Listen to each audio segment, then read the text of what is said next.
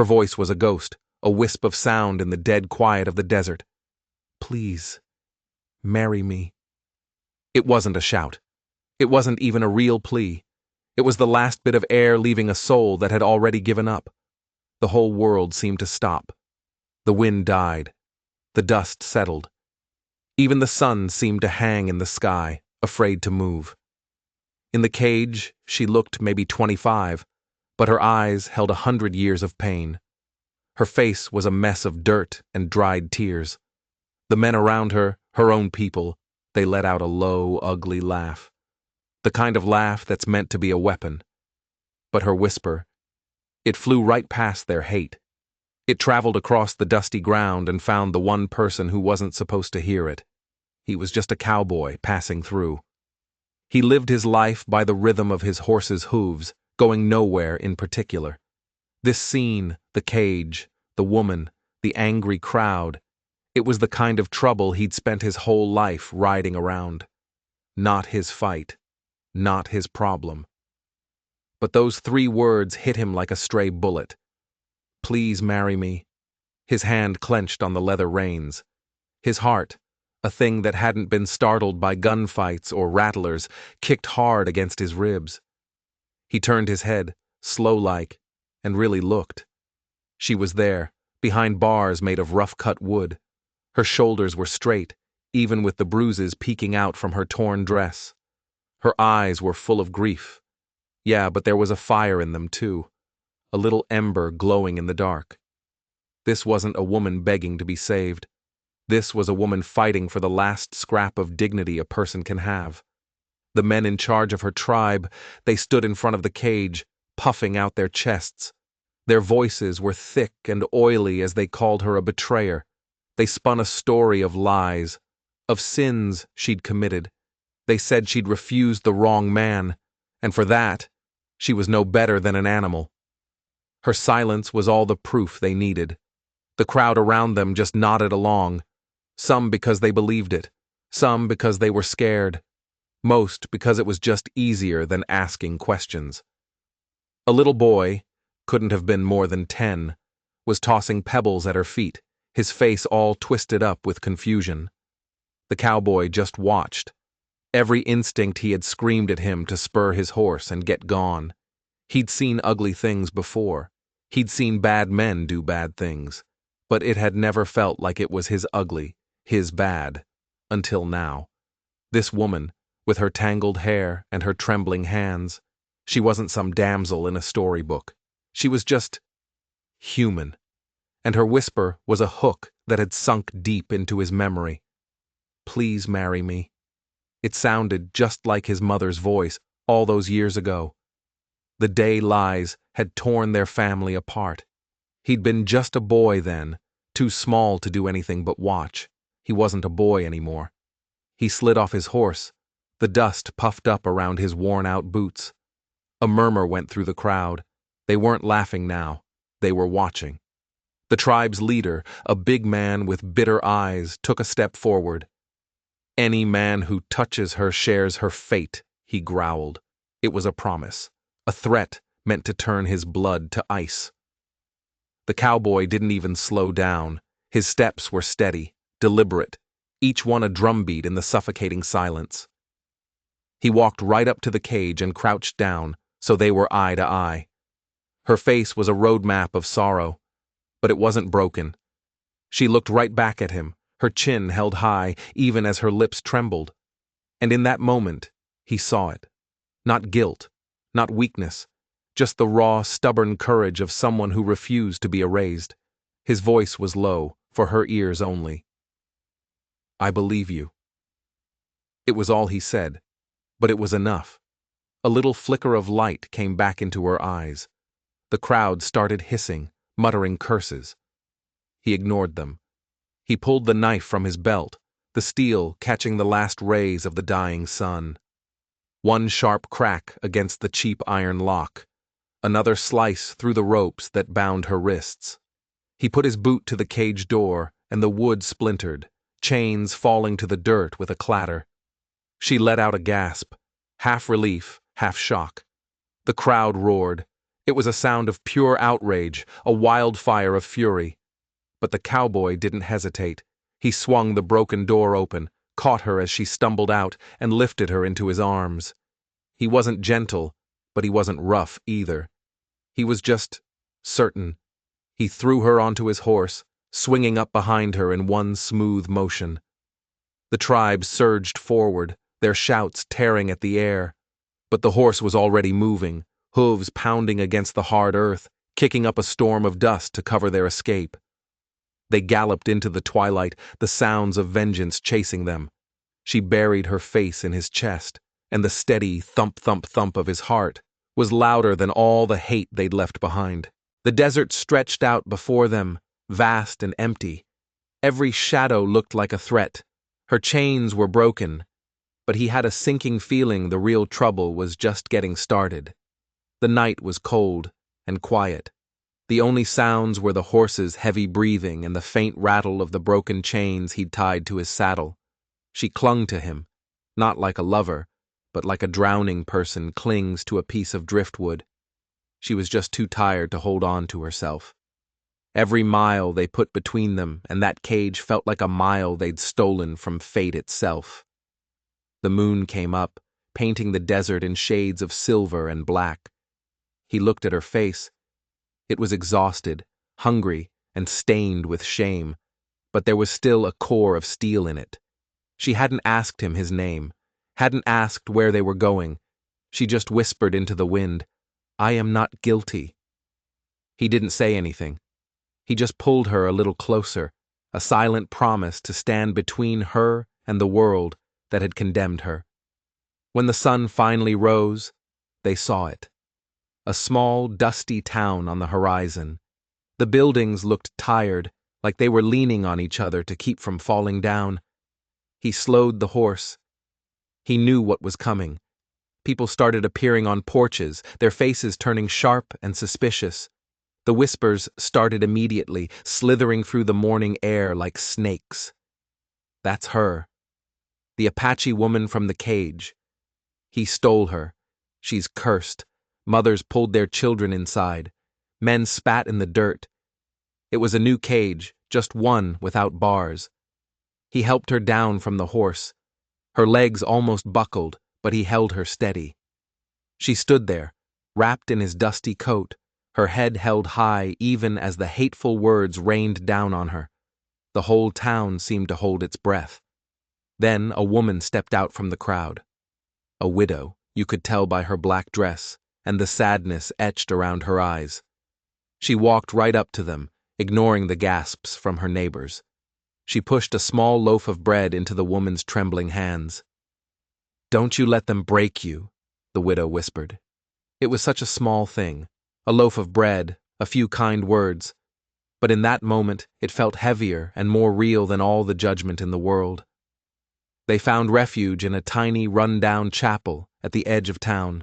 It smelled like old wood and forgotten prayers. She stayed near the door, her whole body tense, like she was expecting her old captors to burst in at any second.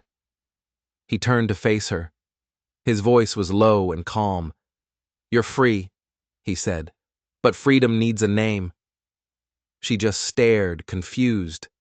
He didn't push, he just led her toward the front of the little church, where a stooped, half-blind pastor looked up in surprise. The cowboy's words were simple. He asked her if her offer still stood, not as a plea for rescue, but as a choice. A marriage. You could see the war happening in her eyes, the doubt, the fear. What if this was just another kind of cage? What if this man, this stranger, was just putting a different kind of chain on her? But then she looked at his face. He wasn't looking at her with pity. He was looking at her with recognition, the same look he'd given her through the bars of the cage. "You asked for honor," he said, his voice rough. "I aim to give it to you." The old pastor started the words. Her answer was a whisper, just like it had been in the desert. But this time, when the tears came, they weren't tears of sorrow. They were tears of release. But just as the words were spoken, a new sound came from outside. Shouting, Horses. The tribe had found them. They descended on the town like a plague, their voices howling for her return. The cowboy stepped onto the chapel porch. His rifle was on his shoulder, but his hands were empty. He stood there, a single man against a storm of hate.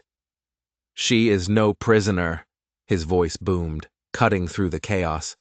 "She is my wife." The crowd of townsfolk who'd gathered to watch went silent. The tribe leaders, their faces painted with rage, spat threats. But then something happened. The widow who had given them the bread walked out and stood beside the cowboy. Then another man. Then a family. Soon, a small, quiet line of ordinary people stood behind him. They weren't warriors, but they were a wall. The tribe leaders hesitated. This wasn't one man anymore. This was a whole town. To take her now would mean a war they couldn't win. With curses and final hateful glares, they turned their horses and rode back into the desert. She collapsed into his arms, the weight of it all finally crashing down on her. The town was quiet again. He held her, and for the first time, she felt the steady, unbreakable rhythm of his heart and believed it was something she could lean on. The chapel bells started to ring, a clumsy, joyful sound in the night. Their union was sealed, but as they stood there, a new, cold thought slithered into his mind. It was all too easy. The tribe gave up too quickly, and that's when he realized this wasn't over. It was just the beginning of a much deadlier game. The days that followed were quiet, too quiet. They stayed in a small room behind the chapel, courtesy of the old pastor. He called her Leah. It was the name she whispered to him during their makeshift wedding. It meant wolf in the old tongue of her people. It suited her. She was a survivor. But peace felt like a borrowed coat. It didn't quite fit, and you knew you'd have to give it back soon. He'd watch her sometimes when she thought he wasn't looking. She'd stare out the window at the endless desert, her hands clenched into fists. She wasn't just a victim. There was something else there, something she was holding back. A secret locked up tighter than any cage. He'd bought them supplies, a new dress for her, ammunition for his rifle. He was getting ready. He just didn't know for what. The answer came one night, carried on the wind. A single rider, coming fast from the east, not from the direction of the tribe. This was something new. The rider was a boy, no older than 15, his face slick with sweat and fear. He wasn't from the tribe or the town. He was an outsider. He slid off his horse and ran right to the chapel, asking for the cowboy. When they met, the boy didn't waste time. "He knows you're here," the boy panted. "Silas. He knows." The name hit the cowboy like a punch to the gut. Silas, a name from a past he'd tried to bury 1,000 miles deep. A ghost he thought he'd outrun. "How?" the cowboy asked, his voice suddenly cold and hard. "The tribe," the boy said, catching his breath. "They didn't just ride off. They sent a message. They told Silas they had something he wanted. A woman who knew the location." The cowboy's blood ran cold. He looked at Leah, who had come to the doorway. Her face was pale. She knew. She knew exactly what the boy was talking about. This was the first twist of the knife. The tribe hadn't given up. They had traded her. They had sold her location to a man far more dangerous than any of them. A man named Silas. "What location?" the cowboy demanded, his eyes locked on Leah. She finally broke. The steel in her spine seemed to melt away. "It wasn't about refusing a marriage," she whispered, her voice cracking. "That was a lie to fool the people. I stole something from them, from the elders." He waited. The silence stretched until it was thin enough to snap. "A map," she finally said. "It shows the way to the sunken springs, the last hidden water source in the whole territory. Our people are dying of drought. I was trying to trade it to Silas's men for food and supplies. But they double-crossed me. They took my guide, and the tribe found out what I'd done before I could get back. So that was it. The whole story was a lie. He hadn't rescued an innocent woman punished for her pride. He had stumbled into the middle of a desperate, high-stakes bargain gone wrong. She hadn't been caged for refusing a man. She'd been caged for betraying her entire tribe, for gambling with their very survival. And he had just married her. He had tied his fate to a thief who had potentially doomed her own people. The boy was still talking, his words tumbling out in a rush. Silas doesn't want to trade anymore. He knows you're with her now. He wants the map, and he wants you both dead so no one else ever finds the springs. So they weren't safe. They were trapped. On one side, a tribe that saw her as a traitor. On the other, a ruthless man named Silas who wanted to murder them both to protect a secret. And then came the second twist of the knife, the one that dug deep and turned everything personal. "Why you?" Leah asked him, her eyes searching his face. "Why does this man, Silas, want you dead specifically?" The cowboy looked away, out at the dark horizon. He felt the weight of his past pressing down on him, a weight he could never seem to shake. "Because Silas," he said, his voice low and full of gravel, "is my brother." The world stopped spinning. Leah stared at him, her mouth slightly open. The chapel, their sanctuary, suddenly felt like a trap. The man who had saved her, the man whose name she had just taken, was the brother of the very monster she had tried to bargain with. This wasn't a rescue. It was a reunion. A bloody family reunion in the middle of the desert, and she was standing right in the crossfire. "Your brother?" she stammered. "He's the reason I wander," the cowboy said, his voice flat, stripped of all emotion. "The reason my family name is Mud. He framed our father, took everything, and left me with nothing but the clothes on my back. I've been running from his shadow for 10 years. It all clicked into place. He hadn't stopped for her out of simple kindness. He had stopped because her cage, her false accusation, it reminded him of his own family's destruction. He saw his father in her, another person condemned by lies. But the irony was so thick, it was suffocating. In trying to right an old wrong, he'd walked right back into the very nightmare he'd been fleeing. The young rider, the messenger, looked between them, his eyes wide with fear. "Silas is coming," he whispered. "He's got 20 men with him.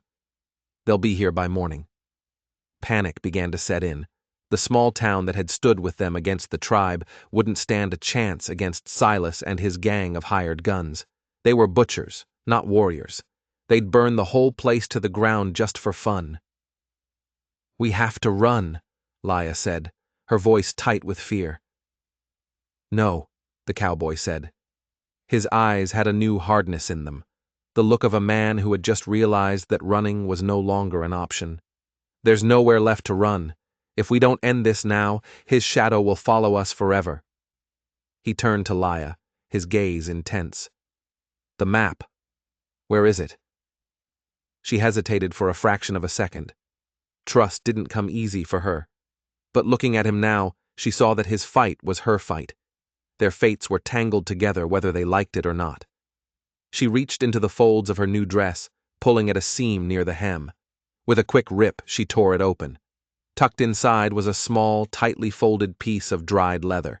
It was covered in markings that made no sense to him. This was it, the cause of all this death and betrayal. A piece of leather that held the key to life or death for an entire people. "My plan was foolish," she admitted, her voice barely a whisper. "I thought I could save everyone. Instead, I led a wolf to our door." "2 wolves," the cowboy corrected her grimly. "My brother and me." And there it was, the terrible truth. She was a desperate woman who made a bad choice for the right reasons. He was a man running from a past that had just caught up to him, and now they were the only 2 people who could stop a monster. But there was a problem, a huge one. Silas thought she knew the location of the sunken springs. The tribe thought she knew. Even he had thought she knew. But as he looked at the strange markings on the leather, A horrifying realization began to dawn on him. "You can't read this, can you?" he asked, his voice low. Laya shook her head, a single tear tracing a path through the dust on her cheek. "No," she admitted. "It's written in the old tongue, a ceremonial language only the spirit walkers know. I don't know where the springs are. I only know how to find the person who does." The map wasn't a map to the springs. It was a map to a person.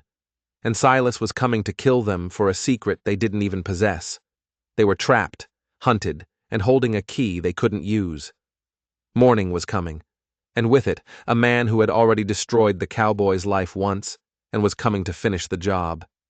They had less than 12 hours to figure out how to read a map they didn't understand, find a mystic who might already be dead, and prepare for a fight against 20 trained killers. The odds weren't just bad, they were impossible. The chapel air grew thick with unspoken fear. The young rider, whose name was Finn, was looking at the cowboy with a mix of terror and awe. "You're Jacob Vance," Finn breathed. "I've heard stories. They said Silas ran you out of the territory after the fire." Jacob's jaw tightened. "The stories got it wrong. I left. I wasn't run out." But the lie tasted like ash in his own mouth. He had run. He'd been a boy, and he'd run. Laya looked at him, a new understanding in her eyes. "This is your chance, then, to stop running." It was a challenge, and he knew she was right. "All right," Jacob said, his voice taking on a new authority. "Here's what we do. Laya, you and Finn are going to ride out. Now, use the darkness. The map points to a person. Go find them." "And you?" Laya asked, her voice laced with dread. "I'm going to stay here," he said calmly, "and I'm going to introduce my brother to the man I've become." It was a suicide mission, plain and simple. 1 man against 20. Laya knew it. Finn knew it. But they also saw the look in Jacob's eyes. It was the look of a man who had already made his peace. "No," Laya said, her voice firm. "We do this together. My mistake brought him here. My people are in danger. I will not run and hide while you die for me." For a moment, Jacob wanted to argue, to force her to safety, but looking at her, at the fierce determination that had burned in her eyes even when she was in a cage, he knew it was pointless. She was a wolf, and wolves don't run from a fight. "Okay," he conceded, "but we need a better plan than just waiting here to die." And that's when the old pastor, who had been silent this whole time, spoke up. His voice was frail, but his words were heavy. "The town will not fight," he said. "They are good people, but they are farmers and shopkeepers, not gunslingers. They will hide." "But they won't hand you over," the widow added, stepping out of the shadows. She had been listening the whole time. "They stood with you once. They won't betray you, but they cannot fight this battle for you." So they were on their own. But maybe that was better. No innocent people caught in the crossfire. Jacob unrolled the leather map on the small wooden table. The symbols were strange, a mix of stars and animal shapes. It was a celestial map. It pointed not to a place on the ground, but to a place you could only find by reading the night sky. "The spirit walker," Laya whispered, tracing a symbol of a coyote howling at a crescent moon. "Her name is Nasha. She left the tribe years ago when the new leaders started to ignore the old ways. They said she lived alone in the Shadow Canyons, a place where the sun only touches the ground for an hour a day." "How do we find it?" Jacob asked. "The map says to follow the coyote's gaze from the highest peak when the moon is a wounded claw," she recited from memory. "That's tonight. The peak is 2 hours' ride from here." It was a race against time. They had to find Nasha, get the location of the springs, and somehow deal with Silas's gang before they burned the town to the ground looking for them. "We split up," Jacob decided. "Laya, you and Finn ride for the canyons. I know this territory. Silas will expect me to run west, toward the open plains. I'll lead him east, into the Badlands. Buy you time." "He'll kill you, Jacob," Laya protested. He'll have to find me first, Jacob said with a grim smile. I grew up in these hills. Silas was always more comfortable in saloons. I have the advantage. It was a desperate gamble. He was banking on his knowledge of the terrain to outsmart 20 men. Before Laya could argue further, he pressed a small, heavy pouch of coins into Finn's hand. This is for your trouble, and for your horse, Jacob said. Get her to the canyons. Keep her safe. Understand? Finn nodded, his face pale but determined. Jacob turned back to Laya.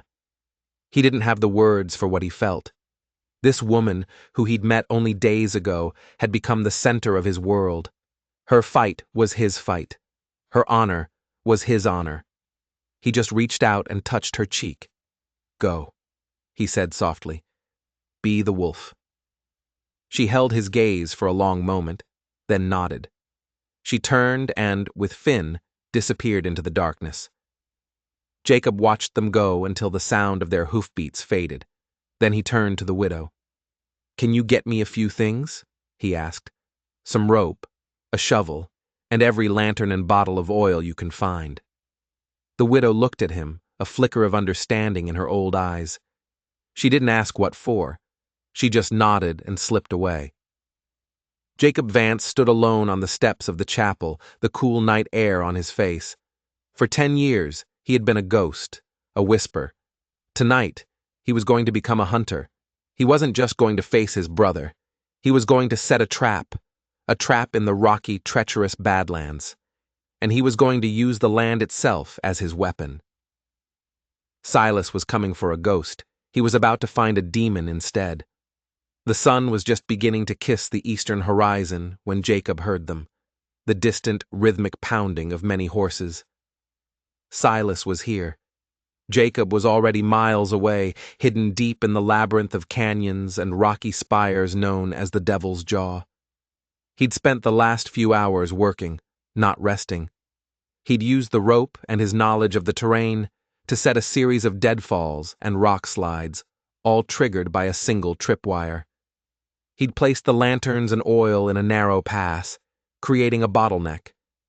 He wasn't planning on winning a fair fight. He was planning on evening the odds.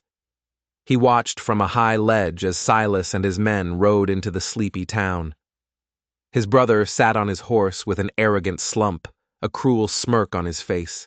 He looked older, thicker around the middle, but his eyes were the same, cold and empty, like a shark's. They tore the town apart, kicking in doors, dragging people into the street. Jacob felt a surge of rage, but he forced it down. This was part of the plan. Let Silas think he had all the power. Let him get angry. Angry men make mistakes. From the chapel, the old pastor emerged, standing firm. They are not here, the pastor said, his voice shaking but clear. Silas laughed, a sound like rocks grinding together.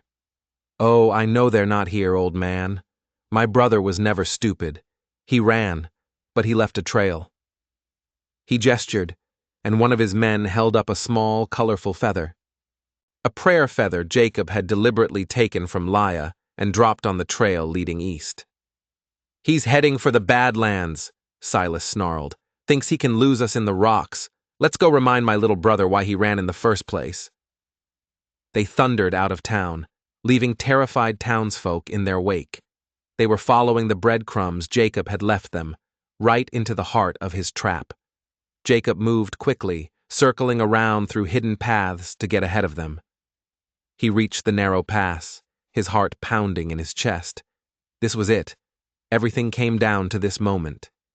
He took his position behind a cluster of boulders, rifle ready. He could hear them coming now, their voices echoing off the canyon walls. They were careless, confident. The first riders entered the pass, then more. Silas was in the middle of the pack. Jacob waited. Let them get comfortable, let them get deep inside. When half of them were through, the lead rider hit the tripwire. The sound was deafening. A sharp crack, followed by a tremendous roar as tons of rock and shale cascaded down, sealing the front of the pass. The horses screamed and reared. Men shouted in confusion and terror. Before they could recover, another explosion of sound came from behind them.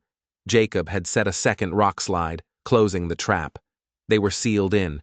A 30-yard stretch of canyon had just become their tomb. Panic erupted. The men were shouting, firing their pistols wildly at the shadows. "It's an ambush!" someone screamed. "We're trapped!" "Shut up!" Silas bellowed, his voice cutting through the chaos. "He's one man! Find him! Find him and kill him!" That's when Jacob opened fire. He wasn't aiming to kill, not yet. He was aiming for the lanterns he'd placed. The first bullet shattered a glass lamp, spilling oil onto the dry canyon floor. The second hit another. The third, he fired at a piece of steel he'd wedged between two rocks, creating a spark. The floor of the canyon erupted in a wall of fire. The flames shot up 20 feet high, turning the narrow pass into a furnace. The screams of men and horses echoed in the enclosed space. It was chaos, hell on earth. Jacob used the confusion to his advantage. He picked them off, one by one. Men blinded by smoke and fire were easy targets. He was a phantom, his shots coming from the shadows, his position always changing. He took down 5 of them before they even knew where he was. The rest were scrambling, trying to climb the sheer canyon walls, trying to escape the flames. But then, through the smoke and fire, he saw him, Silas. His brother had taken cover behind an overturned horse, his pistol drawn. He was scanning the rim of the canyon, his eyes wild with fury. He wasn't panicking, he was hunting. Their eyes met across the fiery chasm. For a split second, the world fell away. It was just the two of them, the boy who ran, and the boy who stayed behind to become a monster. Silas raised his pistol and fired. The bullet ricocheted off the rock next to Jacob's head, spraying him with stone chips. Jacob fired back, but Silas was already moving, using the chaos as cover. The game had changed. This wasn't an ambush anymore. It was a duel. Meanwhile, hours away, Laia and Finn rode like the wind. The moon was their guide, a silver hook in the black sky. They reached the base of the highest peak and began the treacherous climb. The path was narrow, little more than a goat trail. "What if she's not there?" Finn asked, his voice tight with anxiety. "What if the tribe got to her first?" "She will be there," Laia said, though her own heart was a knot of fear. She was praying to gods she hadn't spoken to in years, praying for Nasha, praying for Jacob. They reached the summit just as the moon aligned perfectly with the strange coyote marking on the map. Laia held the leather out. From this vantage point, the sprawling canyons below looked like a sleeping giant. She followed the direction the coyote on the map was looking, and there, nestled deep in a valley so dark it seemed to suck the light out of the sky, she saw it, a single faint glimmer of light. A campfire. "The Shadow Canyons," she breathed. "Nasha." They scrambled down the other side of the peak, their horses slipping and sliding on the loose rock. As they got closer, they saw the light came from the mouth of a cave. An old woman sat by the fire, her face a web of wrinkles, her eyes as dark and deep as the night sky. She looked up as they approached, not with surprise, but with expectation. "I have been waiting," Nasha said, her voice like the rustle of dry leaves. "The spirits told me you were coming, child of the wolf." Laia stumbled forward, holding out the map. "We need your help. A man named Jacob is fighting for us, for my people. We need to know the location of the sunken springs." Nasha took the leather map. She didn't even look at it. Her dark eyes bored into Laia's. "The springs are not a gift. They are a test. The water is sacred. To reveal its location is to risk its destruction." "My people are dying," Laia pleaded. "There is no other way." Nasha was silent for a long time. Then she sighed. "The leaders of our tribe have lost their way. They have traded honor for power. Perhaps new leadership is needed." She looked from the map to Laia's face. "But there is a complication," Nasha said, her expression grim. "The map you carry is a lie." Laya's blood ran cold. What? What do you mean? This map, Nasha said, holding up the leather, was created by the new leaders. It is a fake, designed to lead anyone who found it into the empty wastes. A death trap. It was a devastating blow. The entire quest, the fight Jacob was in right now, was based on a lie. They had nothing. But, Nasha continued, seeing the despair on Laya's face, I have the real one. From the folds of her robe, she pulled out another piece of leather. This one was older, softer, the markings more intricate. But this is where the test begins, the old spirit walker said, her voice dropping to a whisper. The map does not lead to water, Laya. That is the secret the tribe has guarded for generations. Then what does it lead to? Laya asked, her heart pounding. Nasha looked her straight in the eye. It leads to the silver vein, a mine so rich it could make kings of beggars. The drought is real, but the leaders have used it as an excuse. They made a deal with Silas. They would help him find the mine, and he would give them a share of the profits. They planned to abandon the tribe to die and start new lives as rich men. The betrayal was so profound, it stole Laya's breath. Her entire world, her entire understanding of her people's suffering, was a lie. Her crime had been a cover story. The cage, the judgment, all a distraction while the leaders plotted to sell their people's future for silver. They caged you because you got too close to the truth, Nasha explained. You were trying to save the tribe with your own deal, and you risked exposing theirs. You became a liability they had to silence. And now Jacob was fighting and dying for a lie. He thought he was protecting a water source. He was actually in the middle of a war for a silver mine. Silas knows the truth, doesn't he? Laya asked. Nasha nodded. He knows. He's not after water, he's after wealth, and he will kill anyone who stands in his way. Laya felt a cold fury rise within her. A rage so pure it burned away her fear. She had been a pawn. Her people were pawns. Jacob was a pawn. Then we will change the game, she said, her voice like flint. Finn, get the horses. Nasha, will you help us? The old woman smiled, a rare, powerful thing. It is time for the wolf to lead the pack. Back in the devil's jaw, the fire was dying down. The canyon was a smoking ruin, littered with the bodies of Silas's men. Only a handful were left, and they were broken, terrified. Jacob was bleeding from a gash on his arm, but his focus was absolute. He was hunting his brother. He moved through the rocks like a ghost, tracking the faint signs Silas left behind. A scuffed boot print here, a dropped casing there. He found him cornered in a small rock alcove. Silas was out of bullets, his fancy pistol thrown aside. He held a large hunting knife, his knuckles white. It always had to end like this, didn't it, little brother? Silas spat, his voice raspy from the smoke. You, me, and blood on the ground. This ends tonight, Silas, Jacob said, his rifle aimed steady at his brother's chest. No more running. You think you've won? Silas laughed, a chilling, unhinged sound. You have no idea what you're even fighting for, do you? You think this is about water? You're a bigger fool than I thought. I know what it's about, Jacob said, his voice dangerously quiet. It's about a silver mine. The smirk vanished from Silas's face. He was stunned into silence. He couldn't believe Jacob knew. How?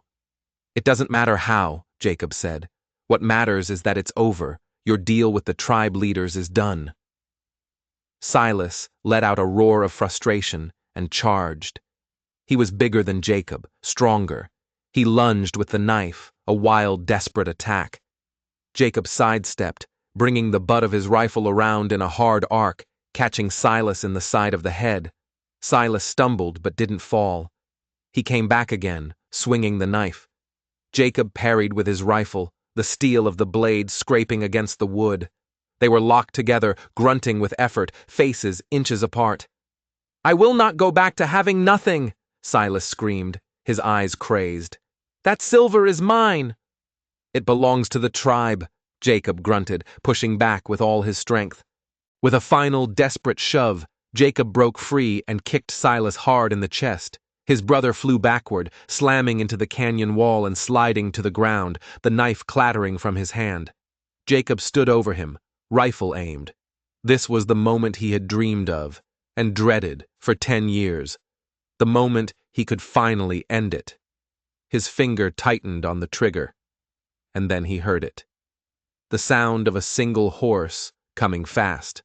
Laya appeared at the mouth of the canyon, her face grim. Nasha was with her. "Jacob, don't!" Laya shouted. "He's not yours to kill." Jacob hesitated, confused. "The tribe is coming," Laya explained, her horse dancing nervously. "Nasha sent a smoke signal, the real tribe, the warriors, and the families who were betrayed by their leaders. They know the truth now. They are coming to deliver their own justice." As she spoke, a low rumble started to build, echoing through the canyons. It was the sound of dozens of horses.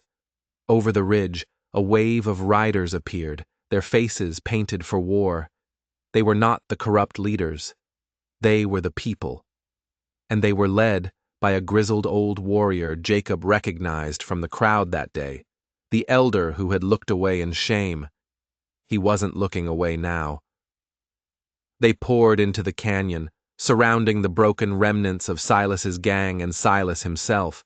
The tribe leaders, who had been following at a distance to claim their prize, were quickly captured, their faces masks of shock and terror. It was over, not with a single gunshot from Jacob, but with the righteous fury of a people who had taken their destiny back. The old warrior dismounted and walked to Laya. He bowed his head. "You are the wolf who saved the pack," he said, his voice thick with emotion. "You have our allegiance. Lead us." Laya looked at her people. She looked at the captured leaders, at Silas, and then at Jacob.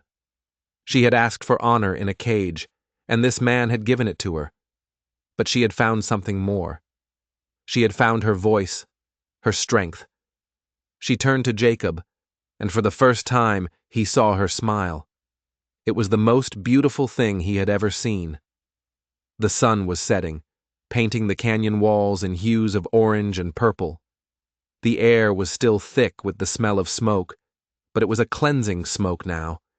The smoke of a fire that had burned away lies and corruption. Silas and the corrupt tribe leaders were bound and taken away by the tribe's warriors. Their justice would be swift and severe. The few remaining members of Silas's gang were left for the town's sheriff to handle. Jacob and Laya stood on the canyon rim, watching the tribe depart. Nasha stood with them, a quiet, powerful presence. "The silver vein will be protected," Nasha said. "The people will use its wealth to build a true future, one of prosperity, not greed. They have chosen Laya to guide them." Jacob looked at Laya. She was no longer the desperate woman in the cage. She was a leader, a queen in her own right. He felt a pang of sadness. Her path was here, with her people. His was, well, he didn't have a path anymore. He'd been chasing a ghost for 10 years, and now the ghost was gone. He was free, but he was also adrift. "I should go," he said quietly. "My fight is over." Laya turned to him, her smile fading. "Where will you go?" "Don't know," he admitted. "Just west." It was what he always did. "You are Jacob Vance," she said softly, touching the gash on his arm. "Husband to the leader of the Sunken Springs tribe. Your place is here, with me." He looked into her eyes. The fire he'd seen in the cage was now a steady, warm flame. He had offered her his name to give her honor. Now she was offering him something he hadn't had in a decade. A home.